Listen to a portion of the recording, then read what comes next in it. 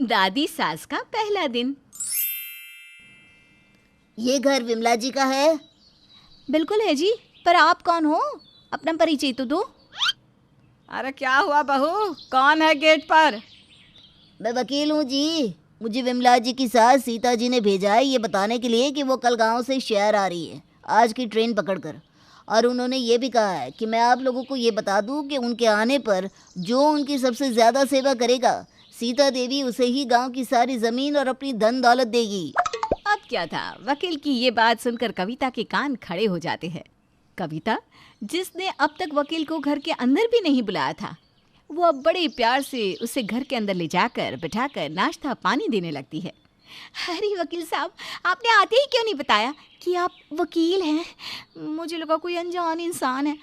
वैसे कल मेरी दादी सास आ रही है। मुझे तो ये सुनकर ही बहुत खुशी हो रही है। कब तक पहुंच जाएगी वो? दरअसल ना मैं सोच रही थी क्यों ना मैं अपनी दादी सास को खुद लेने के लिए जाऊं। मैडम, वो तो आप अपनी दादी सास को फ़ोन करके भी पूछ सकती हैं। बस मुझे ना लेट हो रहा है, मुझे सीता जी की दूसरी बहू कमला जी के घर भी जाना है। अब वकील विमला के घर से कमला के घर जाता है और वहां जाकर सीता के आने की खबर सुनाता है। अपनी सास के आने की खबर सुनकर कमला खुश होती है, पर अपनी खड़ूस बहू को देखकर उदास भी हो जाती है। पर जब कमला की बहू काजल को पता चलता है कि गांव में दादी सास के पास इतनी सारी ज़मीन है तो वो भी अच्छे बनने का ढोंग करती है। अब अगले दिन सीता अपनी बड़ी बहू विमला के घर आती है। माँ जी, आप आने से पहले हमें बता देती, हम आपके आने का बंदोबस्त कर देते, या मैं आपके बेटे को ही भेज देती आपको लेने के लिए। अब बिना बताए अचानक आ गई। बिना बताए अचानक? अरे बड़ी बहू, क्या मेरा वकील आकर तुम्हें संदेशा देकर नहीं गया कल?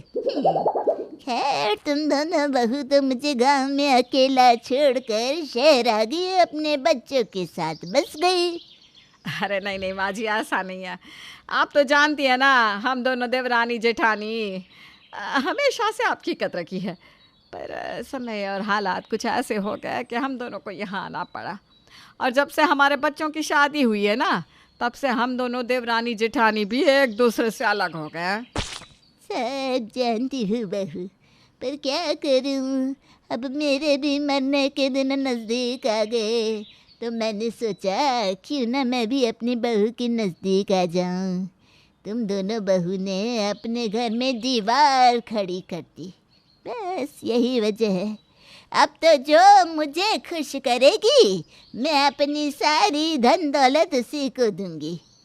पर मैं चाहती हूँ कि तुम चारों एक रहकर मेरी सेवा करो। अरे दादी, आप ऐसा क्यों कह रही हैं? अभी तो आपकी पोती की बहुएं हैं, आपको उनसे सेवा करवानी है और आप इतना दुखी क्यों होती है? अरे घर की दीवार को देखकर ये तो दीवारें हैं, गिर जाएंगी। फिर आपके दोनों बेटे पहले की तरह एक साथ रहेंगे। मैं तो वैसे भी नहीं चाहती थी कि घर का बंटवारा हो, पर कमला चाची ना बहुत ही बेकार औरत है और उनसे भी बेकार उनकी बहू। बहू, कौन अच्छा है कौन बुरा वो तो वक्त ही बताएगा। वैसे 1 महीने मैं इस घर में रहूँगी, इसलिए मेरा सामान अच्छे से रख दे कमरे में। तब तक मैं अपनी छोटी बहू से मिलकर आती हूँ। उसे भी तो बताना पड़ेगा कि इस दीवार के गिरने का समय आ गया है। इतना बोलकर सीता अपनी छोटी बहू के घर जाती है, जहाँ कमला की बहू काजल अपनी दादी सास का बहुत अच्छे से स्वागत करती है और आते ही उनके पैर भी दबाने लगती है। मैं कब से दादी जी आप ही का इंतज़ार कर रही थी। आप लंबे सफ़र से आई हैं ना, आपके पैर थक गए होंगे। मेरा मतलब है आप थकी होंगी इसलिए ना मैं आपके पैर दबा रही हूँ। मैं जानती हूँ उस कविता ने आपसे एक गिलास पानी भी नहीं पूछा होगा। एक नंबर की बदतमीज़ है वो। बहू, तमीज़ तो तुझ में भी नहीं है। आते ही मेरे पैर तो दबाने लगी, पर मुझे चाय पानी तूने नहीं पूछा। कोई बात नहीं माँ जी, मैं लेकर आई हूँ। आप कहो तो आपके लिए खाना लेकर आऊँ? देख बहू, मैं तो कुछ ही दिन की मेहमान हूँ, इसीलिए सोच रही हूँ जब तक मैं यहाँ हूँ तुम दोनों देवरानी जेठानी अपने घर की इस बीच की दीवार को ख़त्म कर दो, ताकि मैं अपनी दोनों बहुओं से सेवा करवा सकूं और फैसला कर सकूं कि कौन सबसे ज़्यादा जिम्मेदार है। जिसे मैं अपनी धन दौलत देकर जाऊं। पर माँ जी ये दीवार। ये दीवार, दादाजी इस दीवार की चिंता मत कीजिए, मैं कल ही आपके पोते से कहती हूँ इस दीवार को गिरा दे। वैसे वो कविता से ही औरत तो नहीं है, पर आपके लिए मैं इतना तो कर ही सकती हूँ। काजल और कविता दोनों ही लालची थी। वो दोनों अपनी सास की ना तो सुनती और ना ही उनकी कद्र करती। तो वहीं सीता की दोनों बहू विमला और कमला सीता को अपनी माँ की तरह मानती थी, पर बहू के आगे मजबूर होकर उन्हें एक दूसरे से अलग होना पड़ता है। पर सीता आते ही दोनों घरों को एक कर देती है और कविता काजल को भी लाइन पर ले आती है। कितना अच्छा लग रहा है ना फिर से हमारा घर एक हो गया। पता नहीं मैं इन दोनों सास बहू को कैसे झेलूंगी। यहाँ तो मुझसे अपनी सास नहीं झेली जाती। पता नहीं ये बुढ़िया कब मरेगी। खैर जब तक जिंदा है इनकी सेवा में तो लगा रहना पड़ेगा। ऐसा ना हो कि दादी सास उस काजल से खुश हो जाए और सब कुछ उसके नाम कर जाए। दादी सास को खुश करने के लिए मुझे नौकरों की तरह इस घर में काम करना पड़े या इस घर के हर एक सदस्य की सेवा करनी पड़े, मैं करूँगी। कुछ ही दिनों की तो बात है, बस एक बार बुढ़िया मुझसे खुश हो जाए फिर तो मैं इस घर की रानी बन जाऊंगी। अरे अजब बहू हो तुम दोनों, मेरे सामने खड़ी होकर मन ही मन मुस्कुरा रही हो। जरा भी शर्म नहीं आ रही अपनी सास से काम करवाते हुए। अरे क्या फ़ायदा है दो दो बहू होने का। बेचारी मेरी बहुएं घर का काम कर रही है।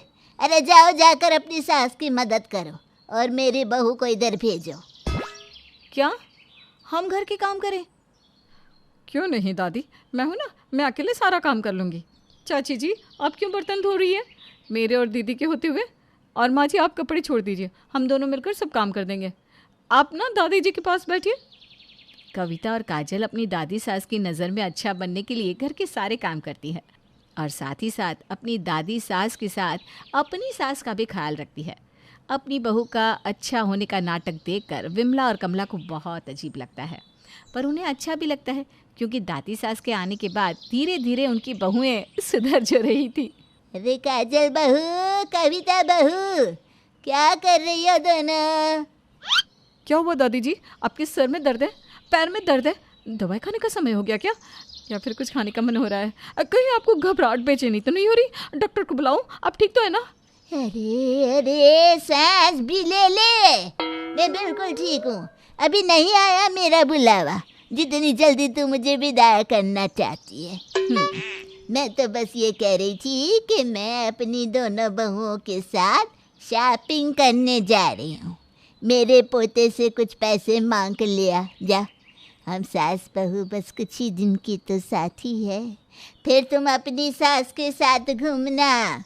सही कहा माँ जी, अभी तो आपके घूमने के दिन है। घूम लीजिए घूम लीजिए, हम घर के बहुएं घर संभालने के लिए है ना। वैसे भी जब से आप घर में आई हैं हमें तो बहुत खुशी हो रही है, और आज से पहले हम इतने प्यार से एक साथ कभी रहे ही नहीं है। बहू ऐसे ही घर नहीं चलता, रिश्ते बना के रखने पड़ते हैं। थोड़ी बातें सुननी पड़ती है, बर्दाश्त करनी पड़ती है, तब जाकर रिश्ते बनते हैं। अच्छा मेरी प्यारी बहू, चलो दोनों फटाफट तैयार हो जाओ। जी माँ जी आपने बिल्कुल सही कहा, अब आप नहीं चाहते कि आप कहीं भी अकेले जाओ। बहू जाने वालों को भला कौन रोक सकता है, और वैसे भी मुझ बुढ़िया के पास एक घर ही तो है गांव में। अगर मैं सारी ज़िंदगी यहाँ रह गई तो उस घर पर कोई कब्ज़ा कर लेगा, इसलिए अगले हफ्ते मुझे गांव जाना पड़ेगा, पर मौका मिलते ही दोबारा आऊँगी। हाँ सीता की ये बात सुनकर काजल और कविता के होश उड़ जाते हैं। वो दोनों अपनी दादी सास से कहती हैं, क्या गांव में आपका एक छोटा सा घर है बस, और अगले हफ्ते आप गांव जा रही हैं?